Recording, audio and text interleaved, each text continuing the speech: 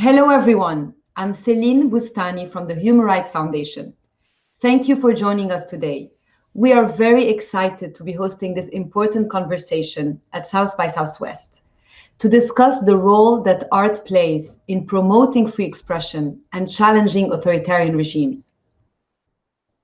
The Human Rights Foundation is a nonprofit organization that focuses exclusively on promoting freedom and human rights in countries under authoritarian rule. I'm joined today by three incredible artists and fearless activists from Cuba, Sudan, and China. These individuals are taking a stand against oppression and using their talent to expose human rights abuses, to peacefully protest, and to offer a different alternative in countries where saying basic truth is a crime.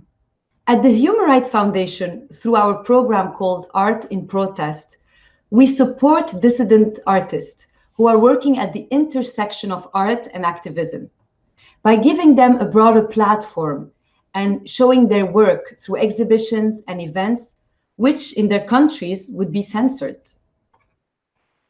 Being an artist and an activist often comes at a very high cost to the lives and career of these individuals. I want to start by acknowledging and thanking Tanya Bruguera for joining us from Cuba, despite the tremendous pressure she's been facing in the last months. Tanya is one of the leaders of the N27 movement, a group of artists and activists who are campaigning against the crackdown on freedom of expression and the shrinking space for independent artists in Cuba. She was detained several times in the last month, and this week, the government published her name and phone number on national television. And since then, she's been harassed by a known caller with threats, and it's just insane. And this is just one example of how unhinged the Cuban regime can be against dissidents. So thank you, Tanya, for being here, being with us today. And I wanted to start by asking you, this is not the first time that you're faced with harassment. You've been arrested and imprisoned many times by the Cuban regime. And your art performances have often been censored. And same for you, Badu Chao. You and your family back in China have been threatened because of your work, of your political cartoons. And your first solo show, which was scheduled for 2018 in Hong Kong, was actually canceled last minute due to pressure from the CCP. So, and Hajjouj, same. He recently was imprisoned because he was participating in a theater performance. So, this is not the norm in a democratic country, ending up in jail for doing art or music or dancing. But it is commonplace in countries ruled by dictators. So I want to start by asking you, why are authoritarian leaders so afraid of dissident artists such as yourself? And why art is actually considered a threat to their regimes? I think, the nature of any artist is express ourselves and express ourselves without limitation and censorship. This is something fundamentally not tolerant in any authoritarian regime. For example, in China, every media, every expression in art have to be follow the rules of satisfying the controlling of the China's Communist Party. They are not allowed any voices which is different from them. But artists are not creatures that following rules. Our job is break rules to create new things. So I think that's fundamentally contradicting to the logic of any government like that. But also, for government like China, they really think if they cannot control everyone, if there's even one little crack in the society will crumbling. They not accept differences. But artist is someone always trying to do things differently, or listen to things differently, or talking to different peoples. So that's something they cannot tolerate. But I also want to highlight, for a country like China, they see art as tools for controlling as well. They see it as a weapon. They weaponize art in every form of propaganda, from visual art to songs to drama to stories to literature, everything. So if any artist trying to express differently, then it means you're trying to stealing the weapon from this government. That's why I think for a government like China, they would never say yes to artists who want to, access its own voice as a power in any form or sense. Yeah. I think art is the space that is more often used to say what everybody's afraid to say. There is a freedom in the artist's perspective of life and behavior in front of censorship and things that are not logical and do not work by governments. So art is like a social mechanism to correct in a way and to look at the elements that do not vibrate in the same emotional range of the people through done by the government. So this is the first reaction is a way in which you react first because it's an emotional reaction towards something that doesn't speak to people. So what is happening is that more and more people are having, at least in Cuba, less and less ways to show their discomfort with government rules. And there are less and less spaces where people can show their discontent. So artists are becoming actually like the conscience of the society at this moment. And also they're showing the way because, for example, the 27N, we did a demonstration for the first time in the history after the revolution. More than 500 people demonstrate in front of the Ministry of Culture asking for dialogue because we wanted for the government to stop the harassment, the violence, and the detention of artists because they think differently. We wanted to ask for freedom of expression. We wanted to ask for political freedom. And we wanted to ask, actually, that the Constitution is enforced because we have a new Constitution that was done to please foreigners' perspective of what is democracy. So it has some elements that, if they are enforced, is not complete democracy, but it could go towards a little more rights. And I was thinking about on your point about kind of using the public, claiming the public square, or which of course in Cuba there's no culture of protest. But I was thinking about that when I was reading about your work, and both you and Badu Chow have this in common, where you've used public performance art as a way to mobilize people and take a stand against oppression. I was thinking, like, to what extent social media has allowed you to do that online without being arrested or censored. And of course, I know in China you have the internet restriction, and same in Cuba, but to what extent you were able to use that, new social media, virtual public space? For me, I think social media is so crucial for contemporary artists like me, myself, self-exiled for this incident. And there's two reasons. One is artists like me are not really appreciated and welcomed in traditional art venues, galleries or exhibitions, like even outside of China. Because China is such a powerful country, it projects its censorship all over the world, including the country where I'm staying in Australia, or many other countries, I believe. So which leaves only two spaces that I can go. One is that you mentioned the physical public space, where there's no editor or curator or director, controlling the content and who art artists are allowing to go into. You can always go to public space to start a discussion directly with whoever passing through. And the second one is online space, which is social media, and allowing you to actually talking to more people uh, beyond the physical restriction. And also, I think there should be a communication and interaction between public art and online space.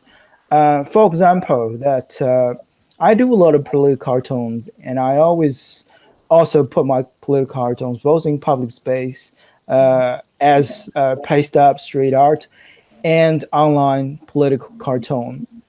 I think, well, when you put a work in both spaces, you actually creating a space which makes each other more powerful, um, and it does not just live in one space, particularly for street art form, because when you put it there, you have tourist residents passing through, and if it is interesting enough, people take photos and re-upload it on Instagram.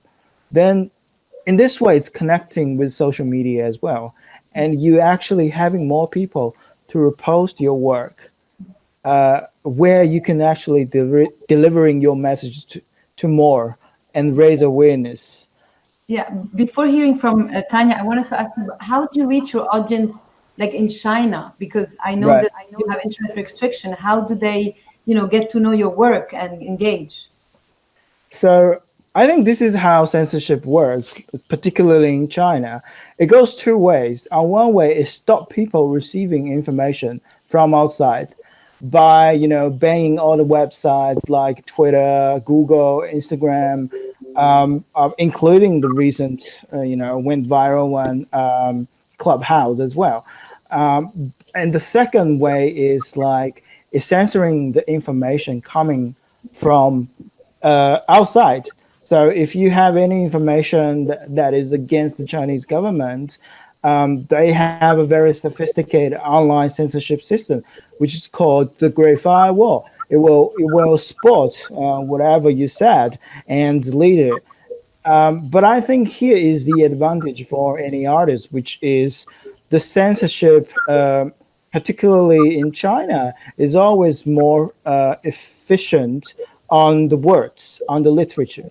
It has this database to examine all the words from everything that you post online, and it can quickly spot whatever they don't like and delete it. But for visual language, it will be very different. For visual language, because we always create new content, we always create a different thing which has not been logged into the database. So we're always one step ahead of the censorship system, which give us a space to spread whatever we like. And also in visual language, it can be very subtle. It can be a secret code. It can be online memes, which in a way, if they do not use real person with enough knowledge to look into that, they wouldn't know it's a dissent or it's something criticize the government. But for real person, it will be much easier. But for AI at this stage, which I believe used by the Chinese government, are not developed enough to supporting all the visual secret code that people try to create. So this is why like social media can be so important for people like me to engage with others, but also getting the content back to China. And how is it in Cuba? I mean, you have different challenges in terms of internet restrictions, but Yeah, how is well, it? in Cuba, the internet right now is one of the few spaces of freedom.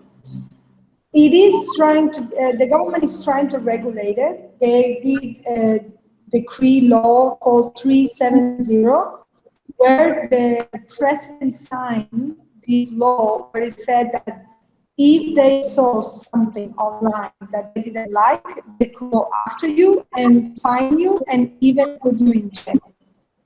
So the government is already very aggressively trying to regulate the internet, trying to be few steps ahead from the activists and the people.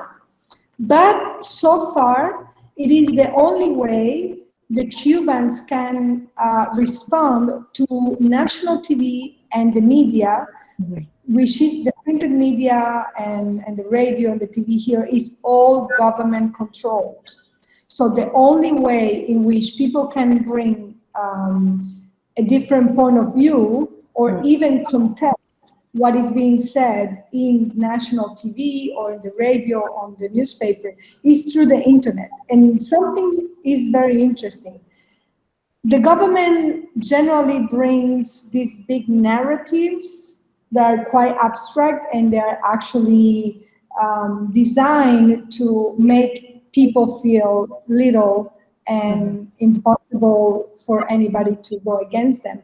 But the internet has bring the other side, where everybody is talking from their own personal experience, and slowly all these little stories are being added, and then what you can find on the internet is a big narrative of small personal stories that contradict everything the government is saying. Because people are talking about their actual situation, they are showing it, so it's not only an abstract philosophical point of view, is actually showing the reality, the day-to-day. And this is making, putting the government in crisis with this big, beautiful narrative about progress and social justice. It is interesting that Cuba maybe is copying China because every time they're going to do a police action that they think will have a high impact on the citizens, right? Because now every activist put the Facebook Live every time something is going to happen to them. So people are seeing in real time, and this is very strong. They actually cut the internet of the whole country. And they have done this like 3 times. And this has been very surprising because now people know that if the internet is cut, something happened to activists, and immediately after they put the internet, they go and find out what happened to the activists. So I think this is also very interesting. And for example, recently, some of the members of the 27N in January went in front of the of the Minister of Culture because some of us were in prison and detained. And they say, how can we have a dialogue with you when you are in prison? The people who are supposed to be in the dialogue with you, that you approved that they are going to be with you in the dialogue. And the answer of that was the Minister of Culture coming for these peaceful people from the 27N who were distant from each other. They had their masks. They had all the things for washing their. We were very prepared to make everything legally properly.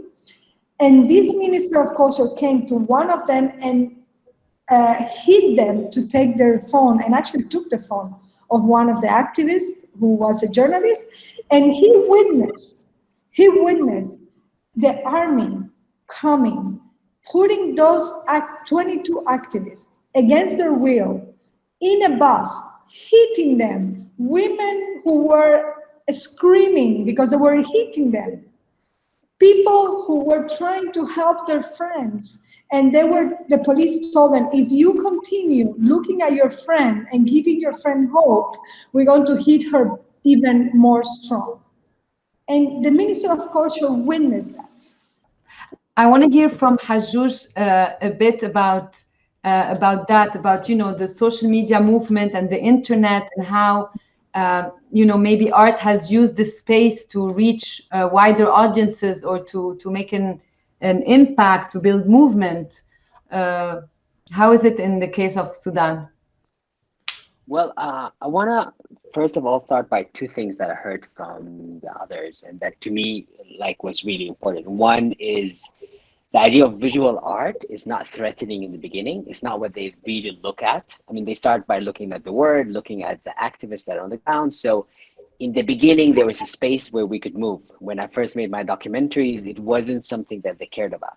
Even when it went to festivals, even when we were doing underground screenings within Sudan. So there's a moment where that slipped. Of course, that ended and people went in jail. There's 3 people who went in jail for a year for showing one of my documentaries in Khartoum. And then things shifted. We had this revolution that was crazy, amazing, and the role of the internet is so well documented. Everybody can tell. We organized through different groups. The official media has gotten to the point that nobody listens to them, so they completely lost that war. Nobody actually believed them. So people were sending stuff through online, being it true, false, fake news, whatever. But it was like moving people. It was became the propaganda of the revolutionaries was way louder than anything that the government can say. Then we went to the sit-in, and on June 3rd, 2019, we had a massacre, and internet was cut for 5 weeks. And you would think that the people who use internet so much that to organize and whatnot are not going to be able to do it. We just switched to phones, texting, meeting each other, and it was very dangerous at the time. I'm talking about you would be hiding going out of your house. And there was a few days from the massacre of June 3rd where I'm not sure the amount of people who died until now is not well documented, but it's like about 500 people got killed in our sit-in in Sudan. And people just started organizing and just going crazy, doing old school organizing of just like linking up, text messages, just going to people's houses, passing notes. We went to the old school way of doing it. But somehow that was even more effective because the thing is, when there was internet, the national security were also using the internet to spread lies, to do all that things. So all that died. And all what was remaining was graffiti on the walls, small things like passing different notes and whatnot, and meeting and dealing with people you want. So actually the protest that came out after that on June 30th was the biggest ever in Sudanese history. And that was the turning point where, okay, now they knew they cannot stop us. They had to find a way. And now we went into what we have now, which is this transition that is a marriage between the army and the civilians, the technocrats. That 2 days ago, that government fell, and we have a new government. That's the politicians. Anyway, so we're trying. We're getting somewhere. So during the revolution, and especially during the sit-in, the Sudanese public discovered that we have artists in Sudan. That was when you saw murals and artists doing abstract art, whatever, on the walls. That's when you had a lot of different musicians that came out, like that were singing during the sit-in. That's when you had a lot of the films being projected during the sit-in. So it was suddenly the Sudanese people discovering us. So they were like this discovering that, oh wow, we have all these people who Sudanese artists that are doing all this amazing work. And the thing about the sit-in is that's when you actually the Sudanese sit-in was 55 days. So you needed something to do in the 55 days. Like you come and you hear the rhetoric of the politicians, but there's a moment that you don't even want to hear that anymore. That's when you started wanting to see the art. That's when you want to hear the music. So it was very important, and it actually helped the revolution to stay sexy, to stay amazing, to just come in. The sit-in turned into this festival where everybody just wanted to go and experience it. And there was also the culture, the food, the dances. There was so much. There's so much, and a lot of the Sudanese people discovered themselves through that. Fast forward into after the revolution, into a government that was supposed to be a technocrats and ours, and they completely failed. I mean, I had the same experience as the Minister of Culture, just watching us while all this was breaking down. We went to them more than once, and we got arrested. And the reason we got arrested, we were doing this theater rehearsal workshop of body movement. And their problem was we were mixed sexes. So we had men and women.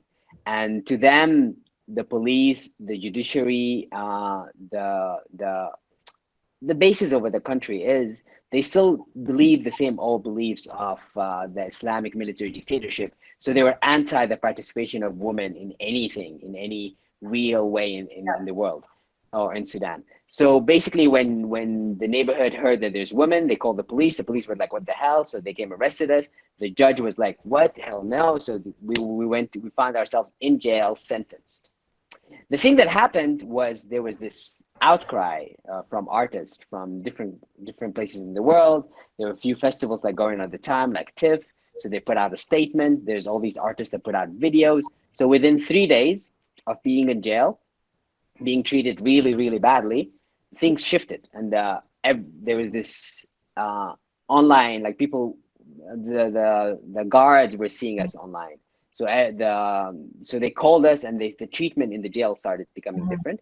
And then the whole country was like, the judiciary system had to really quickly find an appeal, which normally takes a very long time in Sudan. And so the appeal was really pushed to be faster.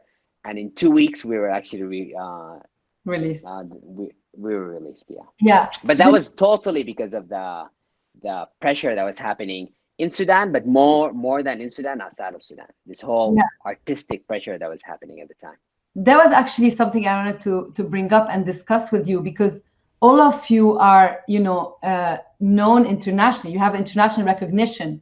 I mean, Tanya has been, her work has been exposed at the MoMA, at the Tate in the UK, in many museums around the world, and same for Badou Chow. Like your work is known around the world, and you, Hajjouj, you're part of the academy. Your documentary has received awards. So I wanted to know, I mean, I know from your story that your international recognition has helped you when you were arrested, but I wanted to hear from Tanya as well. Does this work in Cuba? Does the Cuban regime care about how, people are talking about you internationally? And I know in the case of Badou Chow, it's a bit different because you opted for, anonymity, so it doesn't really work. But now it's a bit different, and I wanted to know, what do you think about that? Well, we had a great victory for the independent art movement in Cuba, because one of the members of the 27N movement won an award on the Rotterdam Film Festival. And my project here in Cuba was selected for Documenta 15, which is the most important art exhibition in the world, basically. And this was great because in the midst of all the discussion with the Minister of Culture to recognize that the independent artists exist, we had this recognition for the work that has been done by independent artists. But what is happening with the government is that they only recognize what is happening under pressure from outside. And this is very sad. Only if you're recognized outside of Cuba, then they notice that they have to treat you differently, etc., or try to co-opt you. But at the same time, they have created a narrative in which any support from outside is a CIA effort, or it is a foreigner country intervention in Cuba's affairs, which is completely insane.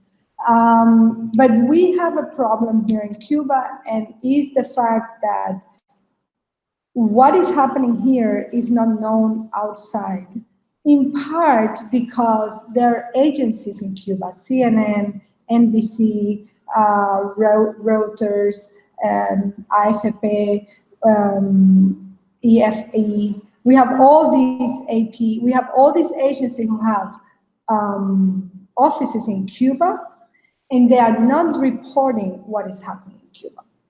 The only time they came to interview the 27N members was when all the outside, all their companies, but the people who were not in Cuba were talking about it, and were talking about what happened to all of us, and they were maybe forced or they were asked by their bosses to since they are here to talk to some of us, but we feel completely non-protected. Because the press is also a protection for the activists, but the people who are here in the press, foreign press, do not want to cover what is happening. Every time we talk to them, they are justifying the government, because what they're doing is protecting the fact that they are here and they want to be here. But I wonder what are they here for if they're not covering the news. And the other problem that we have is that what is happening in Cuba is not the same with for example, China is, the bad guy, right? As a country, is threatening America and is threatening Europe. So, of course, it's easier to recognize that something is happening there, and it's also maybe easier to have some follow-up. In Cuba, we have the vision that is the paradise. People still believe this is the Cuba from the 60s, where the government was interested in social justice. Now what the government is interested in is to stay in power, and it's a neoliberal system in which the people have no rights, and also all the benefits are for the government. In this regard, if you are fired, we had massive firing from jobs done by the government. Nobody covered that. We had the disprotection of citizens. Nobody covers that. So it is interesting that because the European Union and the United States have economic interest in Cuba, and they want to be the one co-opting and taking as much as they can the potential opening that they keep dreaming of for 30 years and doesn't happen yet. And then because of that, they are also not stronger, not having a stronger position against what the government is doing to a citizen, because there are economic interests by other people, other nations, and the Cuban government knows that and plays with that as a way to receive some benefits of the doubt. The 27N movement is politically very diverse, but we tend toward the left. And also this is very difficult for us because the international left is aligned with the Cuban government. So we are also abandoned on that. So, and the government have created this image where anyone who protests against what the government is doing is automatically a right-wing extremist anarchist even. So it's very hard. It is very hard situation not to have the coverage and for people to understand, And as I say, we are very, very open politically, but we have this tendency in the group, which we actually discuss at some point, But Duchao, did you want to add anything about Yeah, right. I think I see a lot of similarity between China and Cuba at this moment, and I don't think Chinese government really care about any government if they just issue a condemning statement against any problem in China. Well, here's the thing, because China's economy is so big, it's very influential. So in an international media stage, it will be covered, and sometimes even unfairly covered compared with the coverage in other countries who might have a smaller impact in the global economy. However, the problem is, even without all the coverage, that the real consequence, like I mentioned before, to the Chinese government is very limited. Well, we see Americans recognize what happened in Xinjiang to the Uyghur people, our genocide. But what are the following consequences? That this is 21st century, and we had a genocide before, and there's millions and millions of people being slaughtered, and the similar things is happening in China at this moment. But it seems like business is still business. There's no real international pressure. There's only a posture. We valuing human rights, but human rights comes with consequence. And if you're not willing to really sacrifice benefits for the great goal, for a higher achievement of human being civilization, then there's no status quo will be break. There's no real progress can be pushed. And Chinese government knows it, and they knows how to use the money and use the market to luring all those greedy people, not just in China, but outside of China, in the developing country, in the countries that claim they really flagging human rights and respecting rule of laws. So these are the issues. The situation is actually very disappointing. I'm hugely echoing with what Tanya said, the disappointment on the international liberal part or intellectual part or the culture part, because they are worried that become being categorized with Trump or with far right, and they become very silent on those very important issues, which also makes artists like me very hard to get into the revenues that I can talk to more people. Which also back to the latest topic, that's why social media becomes so important to me, and that's not just because it's efficient. It's also because that's the only platform I have. Yeah.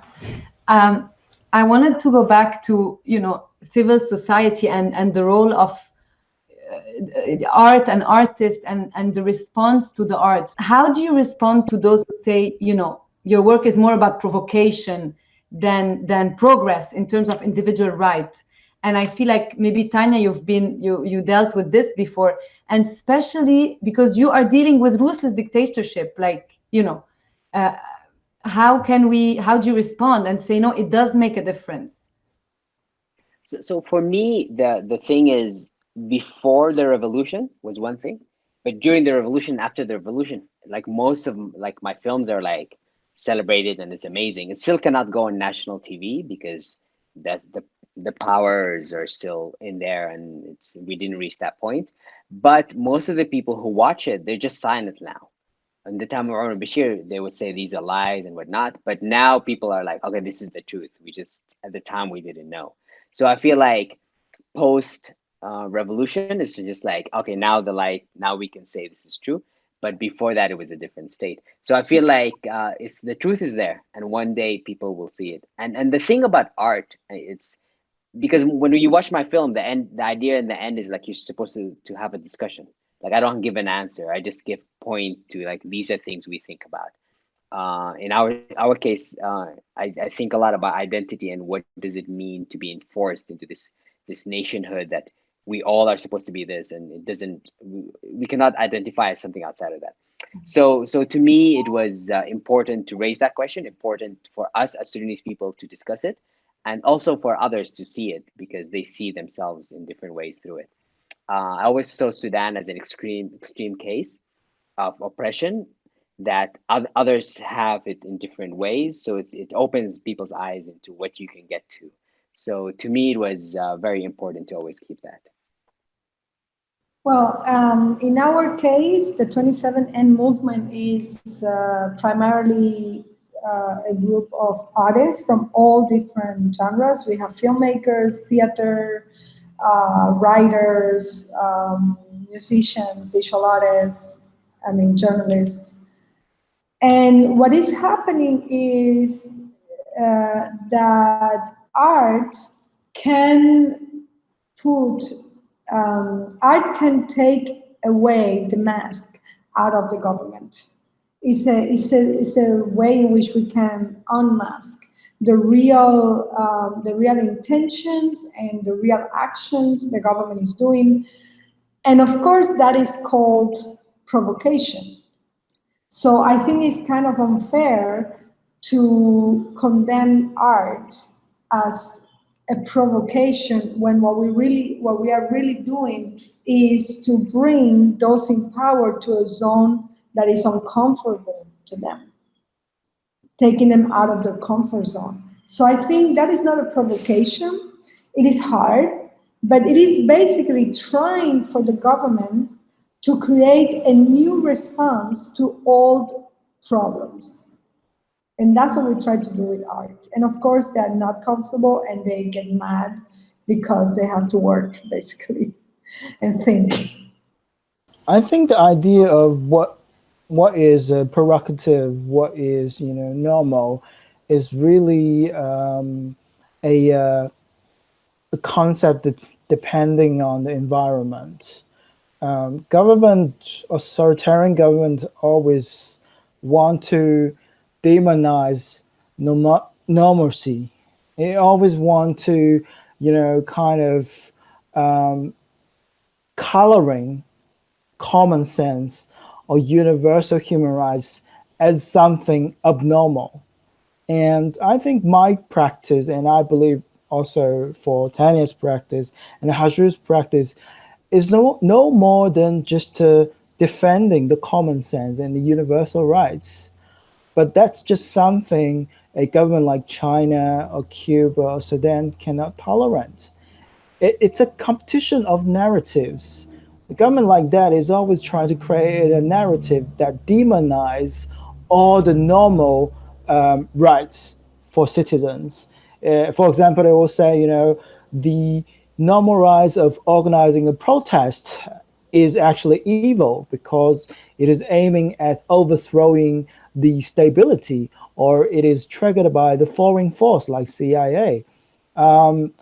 It will demonize the rights of expression because they always say the expression of freedom will allowing people to say maybe degenerate things. It will corrupt the people's integrity. They always try to using this kind of news story to covering the story that people actually outside of those countries are living with and are living with happiness and living with their own rights. So this is my understanding of provocative. It's really a relative concept depending on the environment you are. And I don't think we need to worry about people saying we are provocative anyway, because we're artists, Our job is asking questions to society. And the more experimental or the more, let's even use extreme this world, the question is, the better chance the society will have a clear understanding of what is really going on inside of our own rooms. And we are not the people who solve the problem. I believe politicians are the ones, or management are the ones who need to solve the problem. But we are the ones who are troublemaker to force people to think differently. And that's our job, and that's how a healthy society should perform. Yeah. Hajru, you wanted to? Can I have something? Yeah. When you're saying this is we're the troublemakers, I feel like one role that I feel I'm able to play being an artist and not being a politician and not being somebody who will gain anything from speaking out or not, because in the end, I do my art. So this gives me credibility that people know that I'm not running after office. I'm not running after profit from this. This is not what I'm doing. So because I'm an artist, you get that respect that we know what you're doing. You're doing art. So my intentions are known. So I feel like that's when I question people realize where I'm coming from easier. When some others question, sometimes you're like, when a politician question, you're like, oh, you're just trying to get in office instead of that person. When others question, there's always like, you're like, da, da, da. So I think when artists question, you're like, that's what we're supposed to be doing anyways. That's what we're supposed to bring a mirror in front of people. So there's that thing that art plays that role, and art is allowed to play that role, and people realize that when artists are doing it. Yeah, I wanted to add something of what both of you have said, and it is that sometimes governments forget that they exist to serve the people, and they start serving themselves. And an artist come in and remind them what is their function and why they exist and what is the role of those institutions. And this is being seen as disrespectful, a threat, a provocation. And I think it is important to say that we artists, that's what we do. We are not saying go and do crazy things. We are saying you are a government, you serve us, do your job properly. Don't work for your own benefit, work for the benefit of the people. And this is why it feels uncomfortable to them. Yeah. Yeah, we should be the fifth power. They all say the media is the fourth power, right? And artists should be the fifth power. I would like that. I like it too. We need more artists. We need more people, more troublemakers, more people like you. Obviously, there's a lot of artists who are inspired by your work and your courage as activists, but themselves are discouraged by the level of repression and censorship they see in their countries and their environment. So what can you share with them, to those artists who are inspired but discouraged?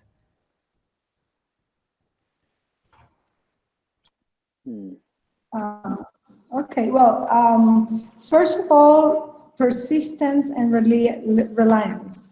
You have to be resilient and persistent.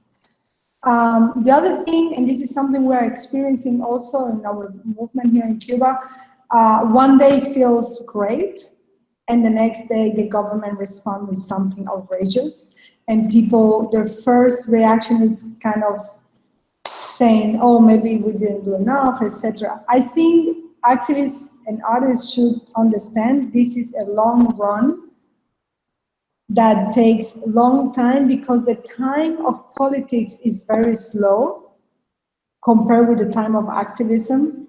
And today you have won maybe a battle, tomorrow they won another battle, but at the end, I'm very sure that the activists will win the war, because this is how it always happens, if you are persistent and resilient. The other thing is that we need to be very creative, because governments don't function well when you bring creative stuff, because they don't know how to answer, and that's the time you have. The time in between what you do and the reaction of the government is the time you have to do the work and to actually bring more people into your movement and to make yourself very clear. So we have to understand that as well. And I don't know, I know it's hard, and in our movement there is always one person who feels faith have abandoned them, but then you have these other people helping you coming back and believing that this is possible. So it is important to work in groups and to be generous to each other, to understand each other's process. Not everyone is at the same level of political outrage or development, or some people just started feeling uncomfortable and it's their first maybe action in public. Other people have been 20 years doing this, so we all need to be very open to welcome people in whatever stage of their rage they are, and understand them and not force them to go too quick to a place they're not ready to go. We need to be generous with each other, because the governments are not generous with us. We need to care for each other. Thank you. Yeah. I also agree with Tanya that there's different level of courage and different level of engagement, and the price to be a hero or to be a star dissident is very high, but the entrance of doing political art or doing art caring about social issue is relatively low. There are different ways to engage with meaningful topics, and there's no shame if you stay in a relatively safe zone as start point. Well, for me, as an example, that the reason why I started as an anonymous artist is because I'm worried about retaliation from the Chinese government. So I covered my face, I create fake IDs, I separated my life in order to pursuing freedom of speech, but also protect myself and my family. So there are different ways can achieve that. But it's always a dangerous game, because when your influence is growing, then you become a more interested target by the government. Then the exposure of your identity and the probability of getting into trouble will be higher. However, within the process, I believe one will collecting, courage, just like myself. And the reason why I reveal my face now, I don't think it can be separated from the very cowardly, hiding period of protest art. We all can go to a different stage. But if we don't start, it will never happen. Also, I always believe that even if you are worrying about, particularly as artists, you know, if you post your works or exhibit your works, you will be targeted. However, there's no way to stop you making art. You know, you can always just make art for yourselves as a way to preserve your conscience within the society. And there's nothing wrong with that. And use that as a very beginning, then grow courage gradually. Also, I think there's a fundamental problem in the art industry or in the art institutions, especially in the Western developed world. Actually, political art is always seen as some kind of lower than so-called pure art or conceptual art. There are a lot of gatekeepers in the art industry was seeing, you know, art about realism or art about the real society is somehow lower than the real art that they are practicing. Here's my suggestion to the young artists. Screw the gatekeepers. If you believe this is important art, then just do it, because you are the artist. You have the power to define what art is, what pure art is. So if there's more young artists, you know, do not be influenced by this old kind of understanding of art, then a new movement will rise. Then we can redefine art. In a way, it is serving the people. It is serving the people who are powerless and voiceless. And it will be mainstream. That's it. Sure. Yeah, I love that. That was amazing from both of you guys. And I feel like art, I mean, humans love new things, yeah? If I love burgers and eat burgers every day, I'm vegetarian. But you would not want something different. So the whole idea of art is breaking, learn the rules and break them all.